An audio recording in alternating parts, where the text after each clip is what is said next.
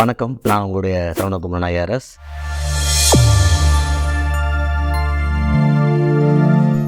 தங்கம் எல்லாரும் ஆசைப்படுற ஒரு பேர்.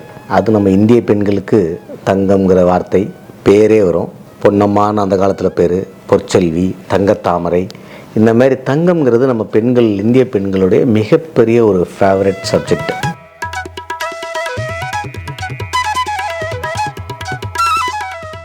உலகத்துடைய டேட்டா பார்த்தோம்னா இந்தியன் விமன் தான் ரிச்சஸ்ட் இன் கோல்டு. ஏன்னா 24,000 டன்னு கோல்டை இந்திய பெண்கள் வச்சுருக்காங்க.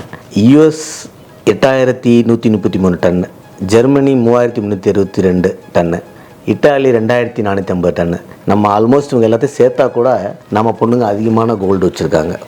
ஸோ உலகத்திலே பணக்கார பெண்கள் யாருன்னு பார்த்தா கண்டிப்பாக இந்தியா தானே. 24,000 டன்னு நம்மகிட்ட இருக்குது. இது ஏன் இந்த இது வந்துச்சுன்னா, ஆதி காலத்துலேருந்து நம்ம இந்திய பெண்களுக்கு எல்லா சமுதாயத்திலையும், எல்லா அமைப்புகளிலுமே, எல்லா மாநிலங்களிலுமே தங்கத்து மேலே ஒரு தனியான ஒரு பாசம். அதுக்கு அழகை மெருகி காட்டுகிறதுங்கிறதுல ஒன்றும் மாற்றுக்கிறது இல்லை. தங்கம் போடும்போது அழகை காட்டுது, அவங்களோட வசதி வாய்ப்பை காட்டுது. அப்படிங்கிறத தாண்டி அந்த பெண்கள் அதை அணிகிறதுக்கான ஒரு நம்புறதுக்கான காரணம் அதனோட விலை தொடர்ந்து உயிரோடு இருக்குது. அதோட விலை கொஞ்சம் கூடுது, நிறையவே கூடுது சில நேரங்களில். ஆனால் என்றைக்குமே ஒரு பயங்கரமான ஒரு ஃபால் வர்றதில்லை. இன்னொன்று, பணம் எப்போ வேணாலும் அதுலேருந்து எடுத்துடலாம்.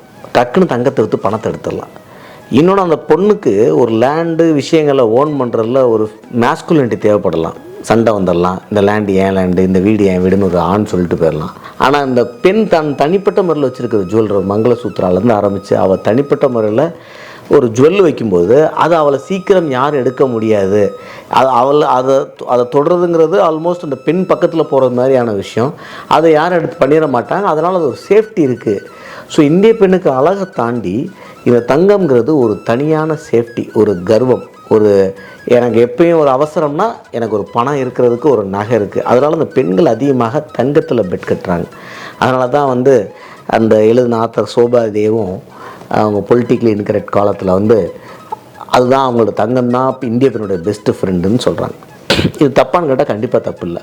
ஏன்னா மார்க்கெட்டில், வேர்ல்டு எக்கனாமிக் மார்க்கெட்டில் இந்த ஃபேக்டர்ஸ் ஆஃப் ப்ரொடக்ஷன் சொல்கிறோம், லேண்டு இல்லை இந்த விஷயங்கள்லாம், லேண்டாக இருக்கட்டும், மணியாக இருக்கட்டும், விஷயங்களாக இருக்கட்டும், இதெல்லாம் ப்ளஸ் மைனஸ் பயங்கரமாக ஆசிலேட் ஆகுது. இது ஒரு பெண் கண்ட்ரோல் பண்ணுறதும் கஷ்டம். அந்த விஷயத்தில் தங்கத்தை கண்ட்ரோல் பண்ணுறது அந்த பெண்ணுக்கு எளிதான விஷயம். ஸோ அந்த விஷயத்தில் 24,000 டன்னு நம்மகிட்ட இருக்கிறது இந்தியாவுக்கு ஒரு மகிழ்ச்சி. ஏன்னா அது ஒரு பெரிய சேவிங். ஏன்னா நம்மளோட டொமஸ்டிக் எக்கனாமி இண்டிபெண்ட்டாக இருக்கிறதுக்கு இந்த சேவிங் ஸ்ட்ராங்காக இருக்கணும். அந்த விஷயத்தில் பெண்கள் ஒரு மிகப்பெரிய ஒரு விஷயத்தை பண்ணியிருக்காங்க தான் நான் சொல்லணும். ஸோ பெண்கள் நம்ம அந்த பொன்னம்மாளுங்கிற பேர், பொற்செல்விங்கிற பேர்கள் தொடர்கிற மாதிரி பெண்கள் தொடர்ந்து தங்கத்துக்கு ஆதரவு அளிக்கிறது அவங்களுக்கு நல்லது, நாட்டோட எக்கனாமிக்கு நல்லது, அவங்களுடைய இண்டிபெண்ட்டுக்கும் அது நல்ல விஷயம். அதனால் அது தொடரட்டும்.